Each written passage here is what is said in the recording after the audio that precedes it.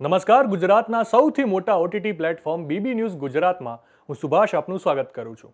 ગુજરાત એટીએસે ફરી એક વખત ભારતીય સુરક્ષા એજન્સીની જાસૂસી કરતા ભારતીય નાગરિકની ધરપકડ કરી છે।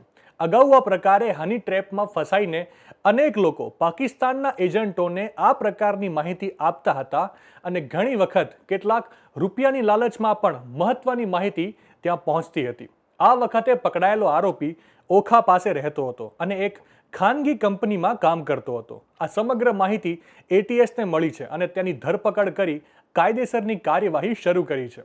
ગુજરાત એટીએસના સૂત્રો પાસેથી મળતી માહિતી પ્રમાણે છેલ્લા કેટલાક સમયથી ભારતીય કોસ્ટ ગાર્ડ અને દરિયાઈ સીમાની કેટલીક મહત્વપૂર્ણ માહિતી પાકિસ્તાનને પહોંચતી હતી।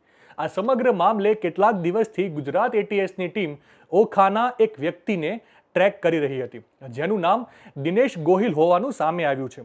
પોલીસે જ્યારે તેની ધરપકડ કરી ત્યારે જાણવા મળ્યું કે તેણે કોસ્ટ ગાર્ડની ઘણી બધી માહિતી ત્યાં પહોંચાડી છે। હવે કયા મોડ્યુલમાં અને કઈ રીતે તે આમાં આવ્યો તેની તપાસ એટીએસ કરી રહી છે। દિનેશ ગોહિલ પાકિસ્તાનના કેટલાક લોકો સાથે સંપર્કમાં આવ્યો હતો અને સોશિયલ મીડિયા અને બીજા કેટલાક માધ્યમોથી કોસ્ટ ગાર્ડ અને ભારતીય દરિયાઈ સીમાના કેટલાક મહત્વના ફોટોગ્રાફ્સ પાકિસ્તાનમાં કોઈ વ્યક્તિને મોકલ્યા હતા। આ સમગ્ર મામલે હવે પોલીસે દિનેશ જ્યાં નોકરી કરતો હતો તે કંપનીના કેટલાક લોકોની પૂછપરછ કરી છે અને તેની સાથે સંપર્કમાં જે હોય તેની પણ તપાસ શરૂ કરી છે। દેવભૂમિ દ્વારકા જિલ્લાની માફક પોરબંદરમાંથી પણ કોસ્ટ ગાર્ડની જાસૂસી કરતા એક શખ્સને એટીએસ દ્વારા એક મહિના પહેલા ઝડપી પાડવામાં આવ્યો હતો।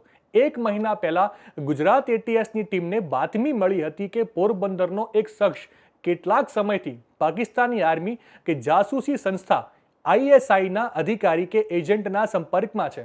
આ શખ્સ પોરબંદર કોસ્ટ ગાર્ડની કેટલીક માહિતી લીક કરીને પાકિસ્તાન પહોંચાડે છે, જેને લઈને ગુજરાત એટીએસની ટીમે પંકજ કોટિયા નામના શંકાસ્પદ પર વોચ શરૂ કરી હતી। ત્યારબાદ પોલીસે પંકજની અટકાયત કરી હતી।